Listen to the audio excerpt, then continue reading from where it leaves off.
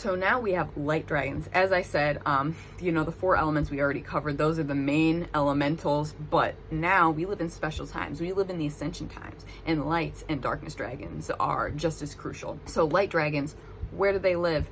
Not as self-explanatory maybe. So light dragons, they can really just live anywhere, and they're just like the fire dragons being drawn to flames, they're going to just be drawn naturally to, surprise, light workers, right? Light bringers like yourself. They're just stuff like, spiritual conventions and stuff like that, plant medicine ceremonies, things where the vibration is going to be like lifted. They're just drawn to that, and they reside more so than the others, like on the higher dimensional planes, and they're less likely to take a physical form. But what they do tend to look like, I know they are very etheric, they shift. They're more translucent, I guess, than the other types of dragons. Their colors can totally shift. They do tend to be, I guess, when you do see a color, it can be like white or gold, or really just bright, stark, like bizarre colors like electric pink. Yeah, they're really fun. They like to shapeshift, and they're very etheric. Remember that white is actually the color, it's all colors combined, right? So a reason why they take the form of a white dragon often is because it's pure unity consciousness, and that's what they stand for, is unity consciousness. So what can they help you with? Well, again, just like all the dragons and fire dragons, they will provide you with potent as fuck energetic protection. And it'll be different from the fire dragons, which is just more like, just get the job done. It's aggressive, right? It's gonna be fused more with unconditional love.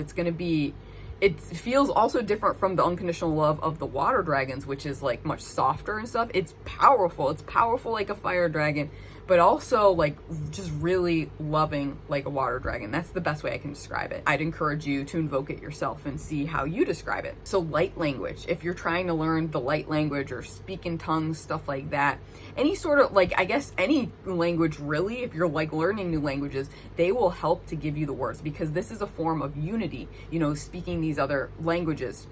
And just in general, like sound vibrations, they can work very closely with sound. So if you sing or you're a musician of some kind, you may have quite a few light dragons around you. They will banish dark forces. So if you've got like reptilians, for example, that aren't dragons, the negative kind of reptilians, or just entities of some sort that are like leeching off your energy vampire, just really low vibe, frequencies and stuff, they'll banish that shit. You just call in a light dragon, it's done, it's taken care of. Kind of like similar to Archangel Michael vibes, like if you work with the angels at all, and you just call in a light dragon, they'll take care of it.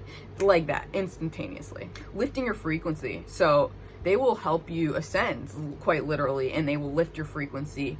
And with that comes a lot of purging, just be aware. And that's like when lower density frequencies come to the surface to be cleared. But that's where the darkness dragons come in, and we'll get there. Just know that light dragons, they can help lift you. They'll lift you up to the next level, but then you're gonna have to put in the work to heal and to transmute the kickback that comes up. Opening a clear channel for source. They can really help you open like your crown chakra, your third eye. But like for me, that does channeling work with all different kinds of sources. Light dragon, great, super helpful stuff. If you're doing any deity work or anything like that, and you want help connecting with your deities, your spirit guides, deceased loved ones, stuff like that, they will help you just completely clear out that channel and anchor into whatever source you want to connect with. Multi-dimensional healing. That's some cool ass shit, isn't it?